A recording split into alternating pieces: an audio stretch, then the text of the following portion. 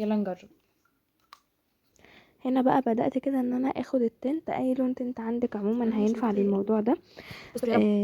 مفروض ان هو يبقى احمر، يعني مفروض انه ما يبقاش لون تاني.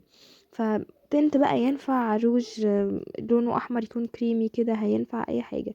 بدأت ان انا احطه على وشي كله بالطريقة دي، وهبدأ ان انا اوزعه. انا حبيت اوزعه بايدي مش بالبيوتي بلندر عشان على الاقل اخفف يعني على قد ما اقدر من لونه شويه، لان انا ما كنتش متفائله خالص بالتجربه دي بصراحه. انا كنت حاسه ان انا وشي مطلع منه دم. بعد كده نحط فاونديشن. انا كنت عايزه اخلص الفاونديشن ده اصلا، فبدات ان انا احط. انا بالنسبه لي كده يا جماعه انا حاطه كميه، يعني انا لو هحط من غير الموضوع ده مش بحط كل الكميه دي، لان مش بحب اصلا الفاونديشن على الوش قوي. هنا بدات ادمجه كده بالبيوتي بلندر على التنت. طبعا كنت حاسه ان انا وشي جايب دم حتى بعد ما دمجت الفاونديشن، لا في حمار غريب كاني واخده بنيات في وشي. فبدات ان انا ازود تاني، مع ان على فكره الفاونديشن ده اصلا فول كفر، يعني مش خفيف، يعني المفروض ان هو تقيل.